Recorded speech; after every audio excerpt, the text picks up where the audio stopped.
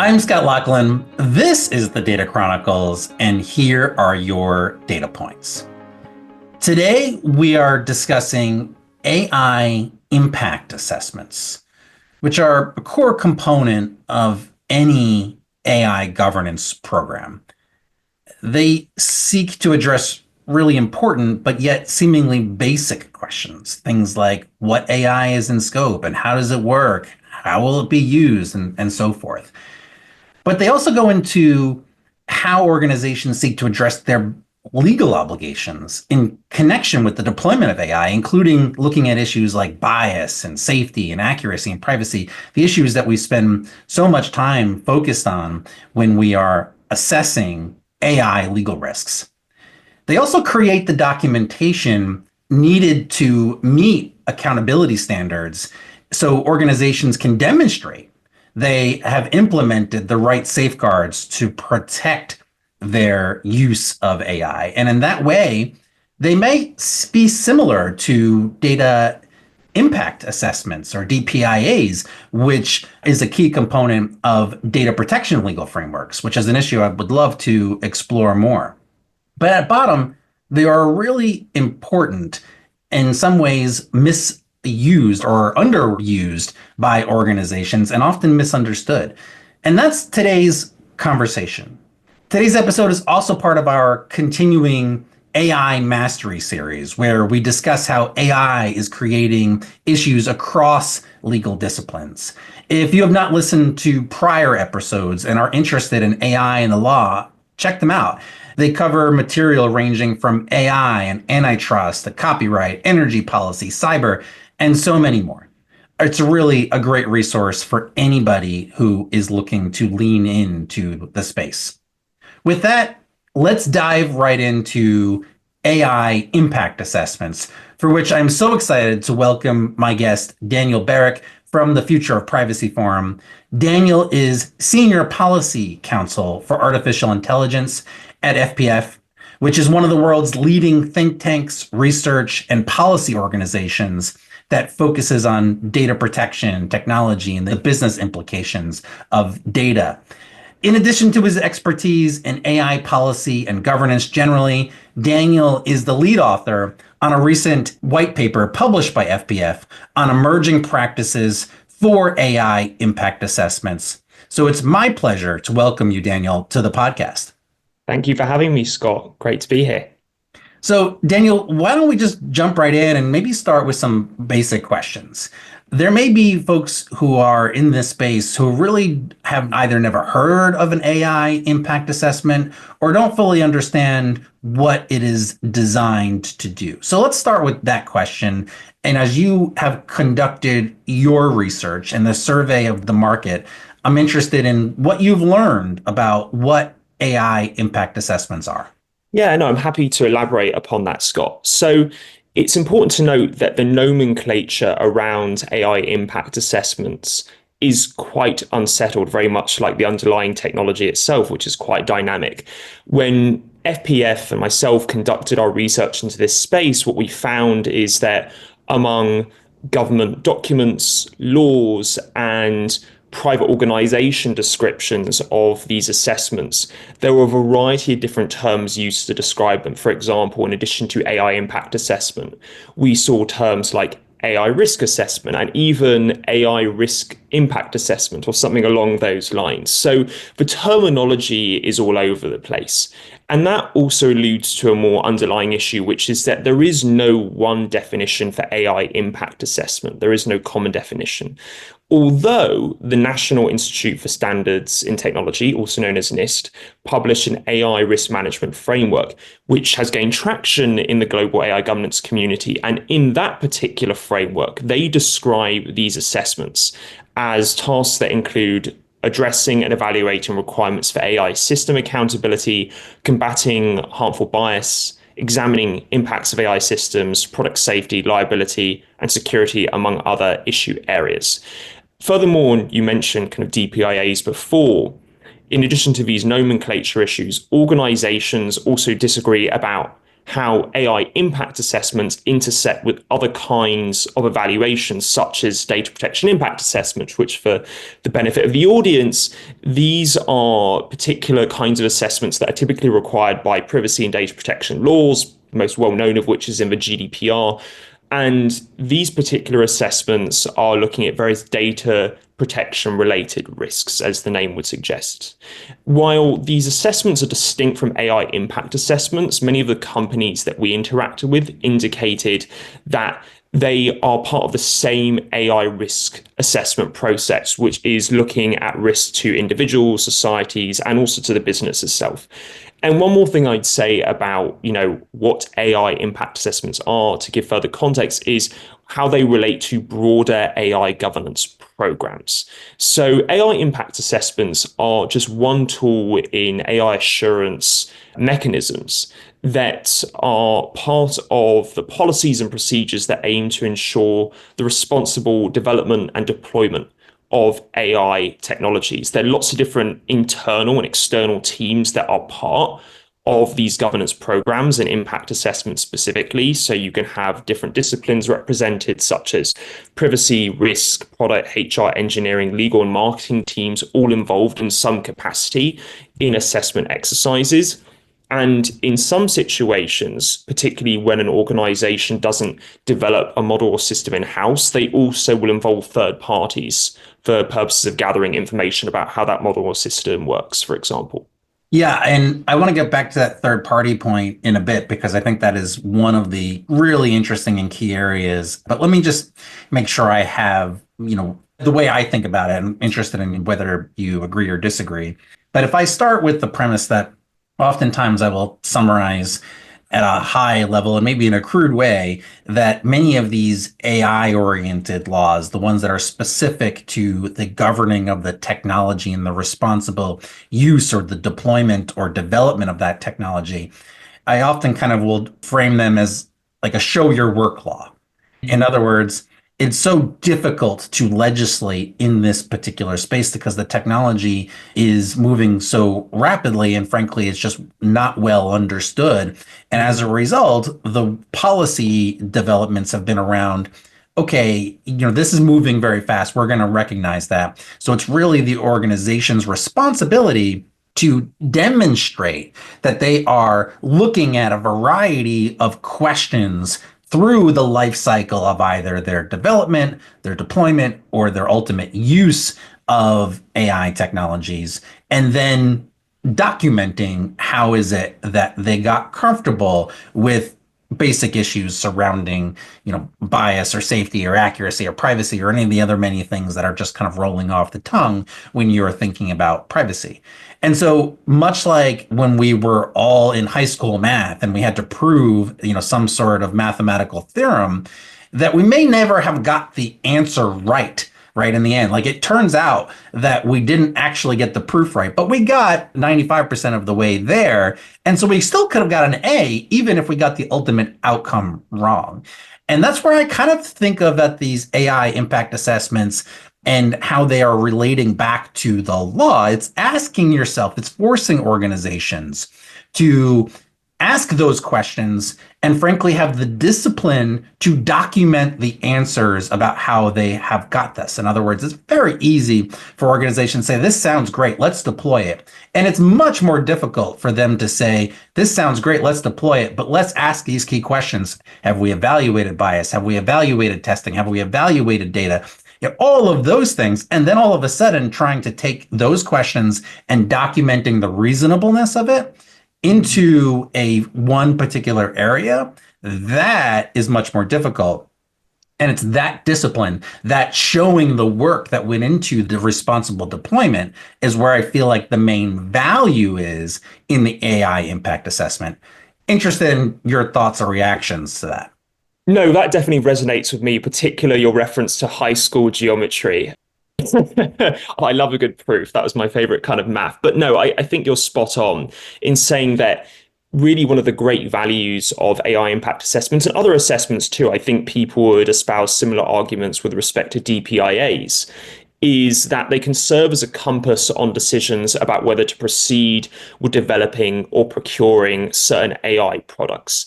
And yes, there is, I think, a legal rationale, a growing legal rationale behind why you want to do this.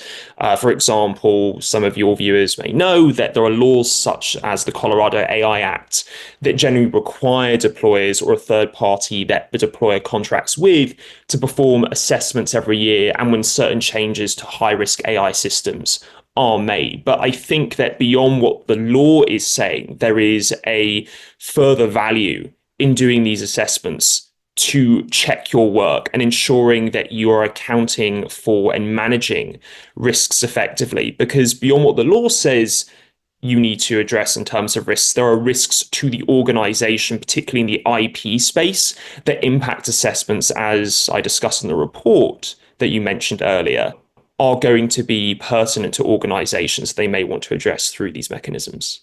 Yeah. I mean, really interesting. So let's then kind of maybe dive into some other key components, right? So let's say that we know, okay, generally this is what these reports or these assessments are going to entail and the reason why we're doing it. I think then the next question is going to be, well, who has to do it?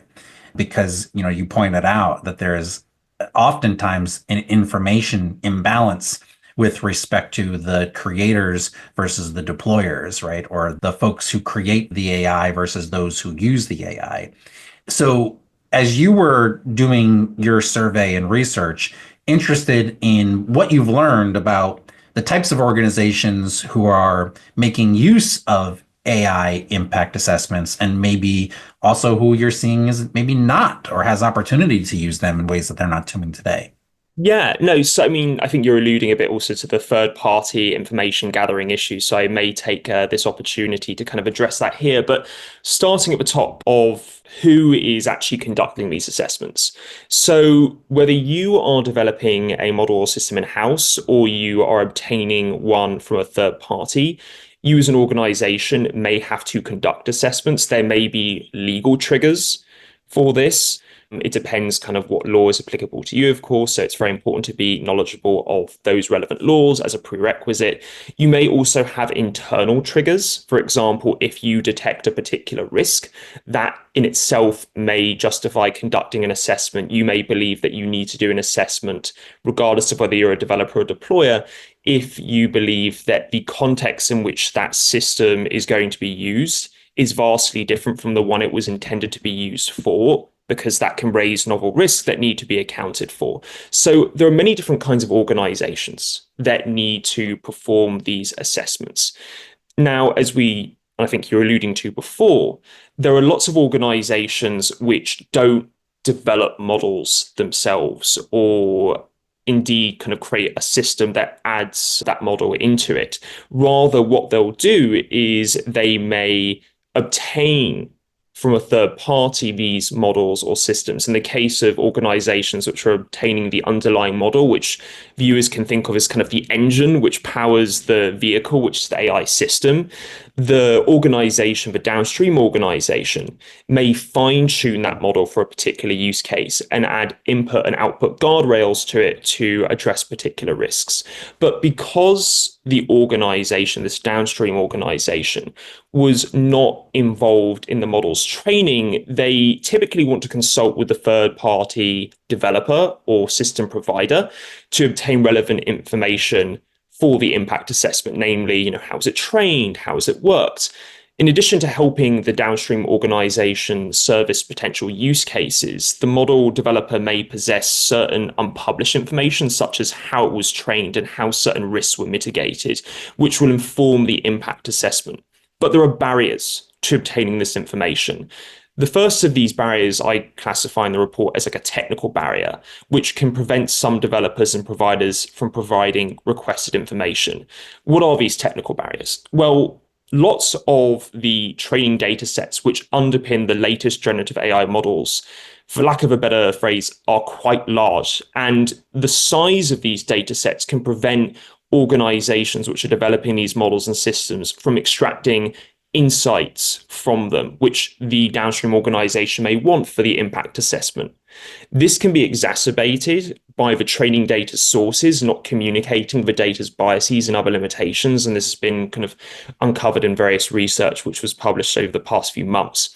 And then, of course, there's this perennial problem, which is not unique to generative AI, which is what I'm sure many of your viewers have heard of, the black box problem, which essentially refers to an explainability issue that refers to the fact that even developers of models and systems may have difficulty explaining how a particular model or system reached a conclusion. They may have insight into the input, they may have insight into the output, but the inner workings of the model may be elusive to them. And that in turn can create downstream issues for organizations using these models or systems that want to gain insight into how a system is reaching a particular conclusion, which can affect the overall impact, whether it's negative or positive, on users. And then there are these other barriers to kind of gathering this information from upstream organizations.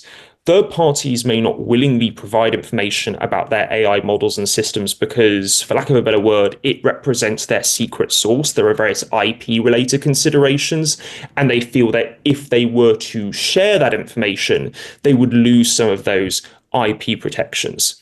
And then there is like a miscellaneous category of barriers. And that's not to say they're not important, they are, but that's kind of the terminology I'll use here to describe them.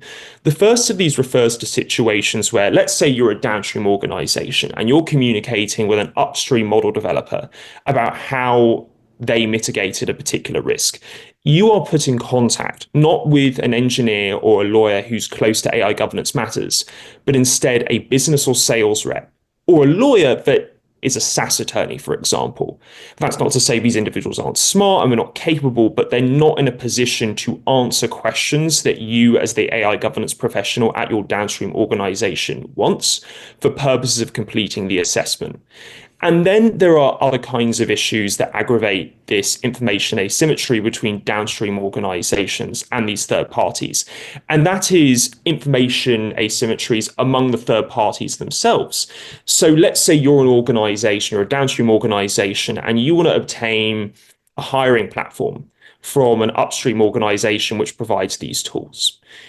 That upstream organization, which is giving you that system for a fee, they may not have developed the underlying model which powers that particular system. They may have obtained it from another third party. The issue that that can create, though, is much like what I was saying before about the information asymmetry. The model developer may not have communicated certain pertinent information to the provider of that hiring platform system, and therefore the hiring platform system may not be in a position to further provide that information downstream to organizations that want it for purposes of completing an impact assessment. Yeah, I mean, that dynamic I see play out on a daily basis, frankly. And in some ways, I think what you're describing, I continue to see play out, but I think it is a theme that cuts across different types of cybersecurity related risk assessments, because I think everybody recognizes, right, that there are some primary main providers of the underlying infrastructure, cloud-based infrastructure, upon which most third parties, service providers sit, right? And so as a result, you may be contracting with, in your example, one HR-oriented organization, but they themselves sit on a third party's infrastructure, and that third party, may be a brand name that everybody knows, but we also know that that is not something where that third party, may provide a lot of information relating to their cybersecurity practices, or perhaps provided a lot of contractual representations relating to their cybersecurity practices. And so, much like the supply chain has become an issue for cybersecurity, I think for information, it's also the case that AI, I think, is going to experience that same issue. And much like we've seen developments in that space where organizations are becoming more transparent, perhaps producing much more publicly facing materials relating to their cybersecurity practices, to which then they would point third party customers. My guess is that that will be the trend line that we will see for AI eventually, once this starts to mature, and frankly, customers continuously asking, then the deployers or developers of the AI solutions will have to produce in order for their users to get comfortable in connection with their ultimate deployment. Yeah, no, I actually wanted to follow up on that particular point because you just referred to how the industry may mature such that transparency becomes a given and not the exception. And what we saw through our research is there already are some examples of where companies are making more of an effort to show how their model works. You see that through the publication of model cards, um, and various resources of that nature. We also see in certain sectors of the economy there being greater transparency than there may be more generally speaking. So, for example, a few of our stakeholders who we interacted with as part of this report in order to gain insight into the state of impact assessments belong to the financial services industry.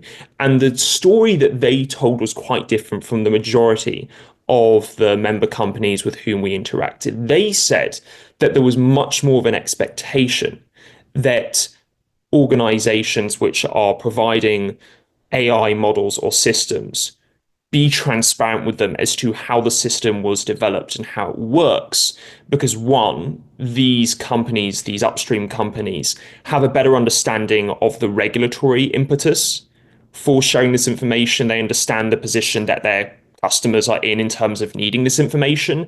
And two, these financial services entities may feel quite comfortable being able to flex on these upstream vendors by saying, look, if you're not going to be forthcoming with me, some of the other financial services businesses may learn about this as well, and that may impact your ability to do business with them. So it's better to be transparent for purposes of your business goals than it is not to be.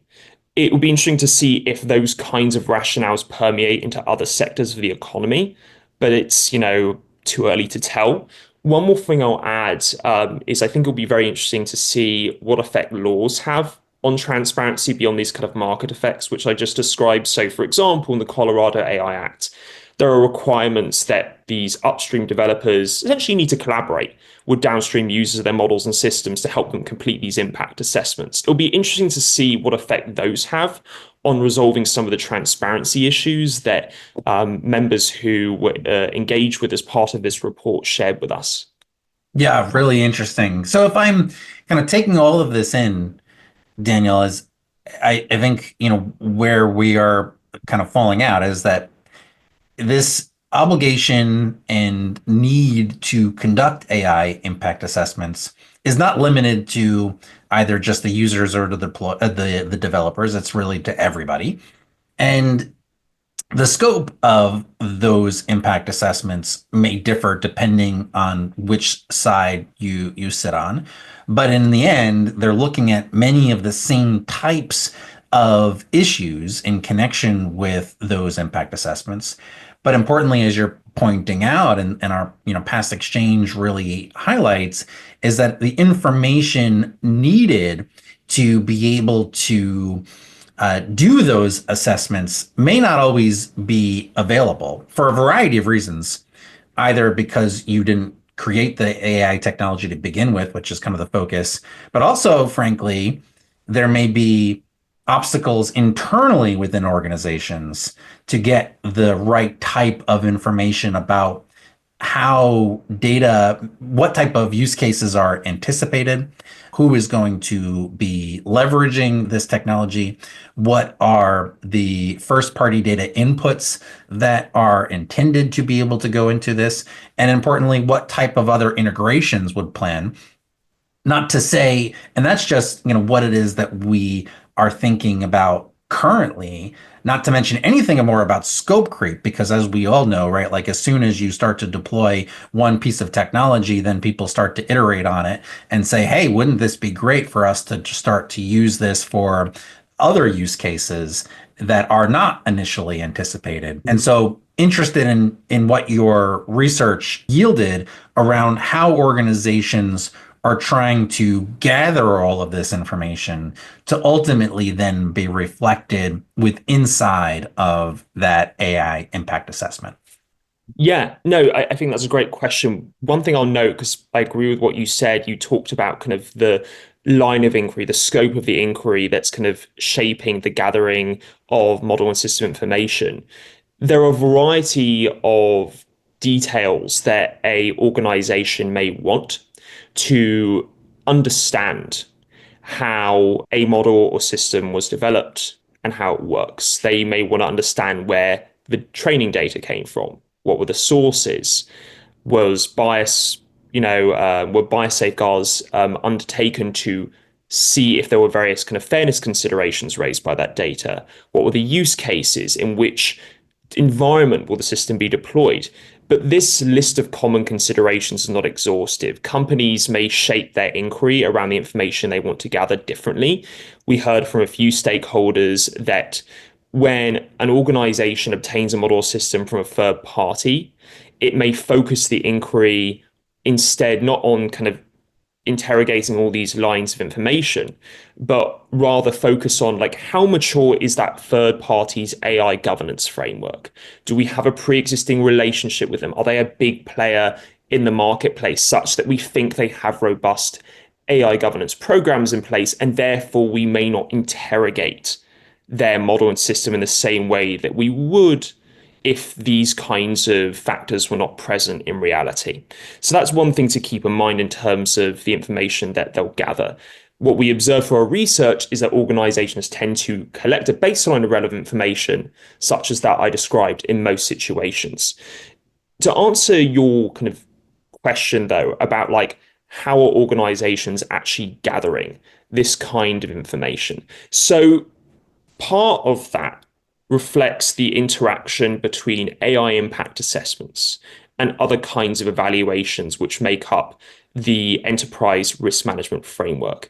A trend that we saw among many organizations is they recognize, okay, if we have multiple evaluations, such as, to keep it simple, a DPI on the one hand and an AI impact assessment on the other, there may be areas of overlap where the kinds of questions we're asking in one assessment may be those that are present in the other assessment.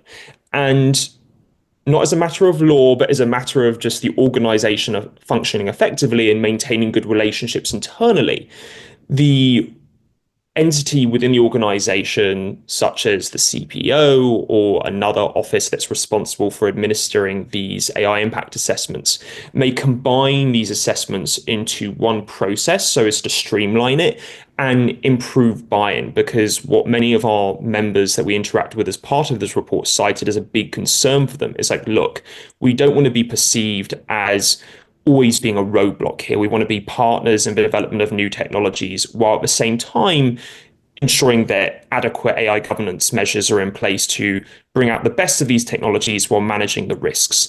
And therefore, we don't want to create additional processes which are going to frustrate our partners on other teams, which in turn would frustrate our own efforts to identify and manage AI risks. Yeah, I mean, those are really difficult and important challenges, and maybe I would add another one for, your input about what your research showed, and that is, this all frankly sounds fine and sounds like a good practice, but frankly is adding a lot of work onto plates where people are already stretched thin. As you know, kind of being in the data space, there are no shortage of legal developments with respect to data that are occupying, all of the SME's time to be able to figure out how to manage.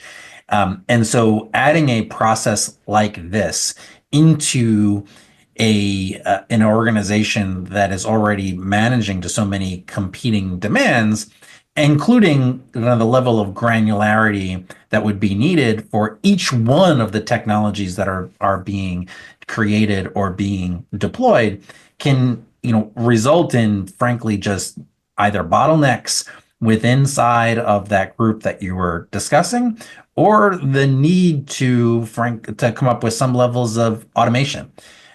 Interested in whether you saw any practices that organizations were using to address those concerns, and maybe ones that you may think could be leveraged more broadly?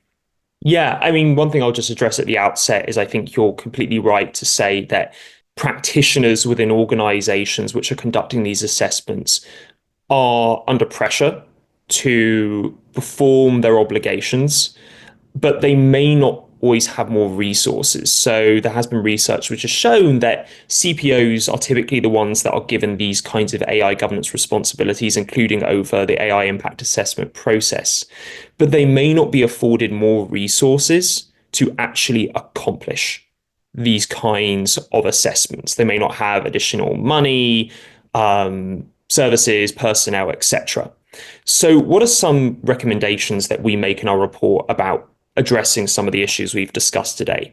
So, those companies that are looking to enhance their AI impact assessment processes should, first of all, consider improvements that they can make to information gathering. So they can do several things. They can streamline the number of questions asked. This saves you time, it saves your internal team's time, and it allows you to create more buy-in, as we were talking about before. It's very important when you are gathering information from a third-party entity, such as those model developers and system providers that we discussed before, to be very intentional about the kind of actor within that upstream organization that you're interacting with, so that you can avoid some of the back and forth and lack of information challenges that we were talking about before. And there may be times where an organization, based on the lack or information they have in front of them about a model or system, that they need to think about alternatives to that model or system. It's okay to say no sometimes. I think that also, and maybe this is something we can explore more, is talking about the internal education of a need for it. One of the big challenges that we encountered as a larger theme around AI risks and how to address them is that there is a lack of internal knowledge around AI risks and how to appropriately measure the effectiveness of strategies for addressing these particular risks. So I think, there needs to be more work done around that internal education. But I think this education should reflect the fact that, one, there are multiple risks, and that these risks can vary between technologies, depend on the deployment environment, and emerge at different points in the AI lifecycle. And finally, I think one thing that companies should be thinking about in terms of improving their AI impact assessments is devising and enhancing measurements for risk management strategies effectiveness, such as having conversations with other companies to get a sense of what their approach is. They are, like you, on the front lines of addressing many of these challenges, and you may be able to find commonalities through engaging with them.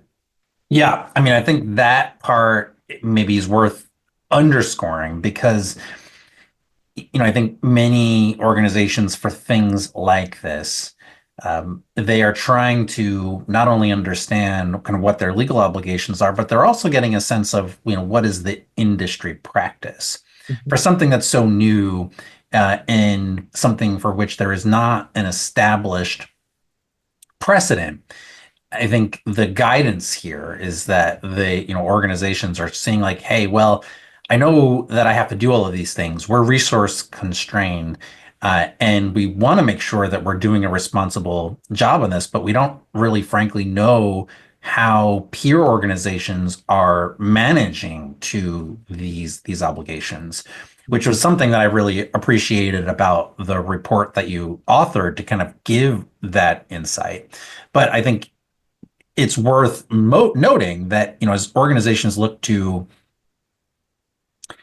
manage their legal exposure here, they're not alone in terms of having to do these assessments, right? These assessments are ones that, frankly, is the responsibility of every one of the actors. So to gain that level of market intelligence about how is it that risks of one particular generative AI tool deployed in connection with chatbots, and how can we be able to manage against those? That's really insightful information because it may save them quite a bit in terms of steps, instead of having to go back to the well to gather all of the information all over again, when that information, frankly, exists within somebody else's world, and those risks have already been evaluated by another organization. And so that type of market exchange can be really helpful to collectively manage this risk when individually it may be really a challenge.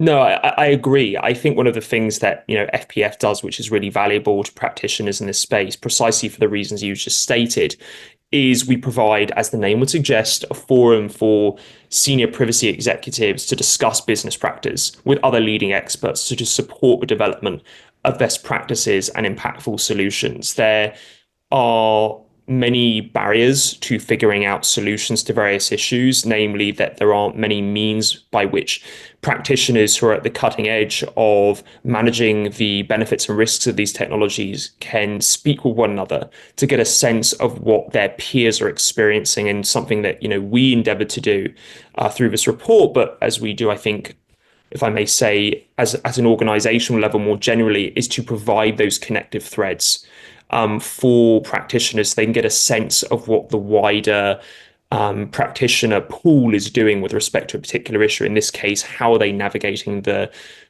challenges associated with AI impact assessments? Yeah. Well, maybe Daniel, I really appreciated your insights. I'm going to ask maybe one last question as we wrap here, and that is, while your research tried to extract as much information as possible for our organizations who are engaged in the creation of AI impact assessments, I think many organizations are probably even maybe less along on their development and haven't fully figured out whether to actually do AI impact assessments. So, from your perspective, kind of seeing how the market largely is moving in the direction of developing this, any practice points around where to start? Sure. So I think, a threshold issue is going to be thinking about, does a law require you to actually do these assessments? Because in that particular instance, it's less about what, the industry practice may be. It's about what the law says. And so that's a very important thing. But of course, as we said at the beginning, this is a nascent state and an area where there's a lot of legal uncertainty about what AI impact assessments actually entail. So I think there are a few things that I'll just reiterate here. In terms of how do you build out more robust AI impact assessment processes, I think you make improvements to your information gathering mechanisms along the lines of what I said before. Think about, how do AI impact assessments combine with existing enterprise risk management processes? Don't create or spin off existing assessment processes. If you can combine them into one thing, that is a more efficient way of doing it. And that is something that is an emerging practice among companies. Think about, what are the most pertinent AI risks to yourselves? It is true that right now we see there are a plethora of AI risks. There was a study published last summer by MIT and other institutions where they launched an AI risk repository, which contains a database of over 700 documented AI risks. That's a lot of risks, but some risks are more important than others. So I think any organization which is seeking to do an impact assessments needs to think about, what are the relevant risks to their organization in terms of the use cases that they are going to be putting their AI systems towards. And thinking about risk, don't just think about it as risk to individuals and society. Often laws and ethical frameworks use that focus in terms of telling the organization or suggesting how they think about what impacts they should be most mindful of. But what we saw with lots of organizations through our research into this report is that they're also thinking about risks to the organization themselves, namely IP related risks. For example, one kind of incident which really triggered organizations to be thinking more about IP related risks as they are caused by AI was an incident which happened to Samsung, in which various kinds of IP was disclosed to a third party based on how Samsung employees were using a particular generative AI system. And I think organizations should be thinking a lot about the environments in which their systems are being deployed. Some systems operate in what our member organizations that we interacted with as part of this report termed an indeterminate operational environment. And essentially what that means is that the environment itself is quite dynamic, and characterized by qualities that are subject to change quite quickly, such as changes in the user base and the way in which humans interact with an AI system over time. I think it's very important for organizations to issue spot for these kinds of environments, as that can affect their ability to determine whether a risk is going to materialize or not. So those are some suggestions that I have, but I direct any viewer of this great podcast who is interested to read the report for a full elucidation of the recommendations and observations that we make. Well, Daniel, I really appreciate the insights that you shared on today's podcast and with this audience. Thank you so much for your joining the conversation today. Thanks for having me, Scott. With that, I'm Scott Loughlin. This is the Data Chronicles, and those were your data points.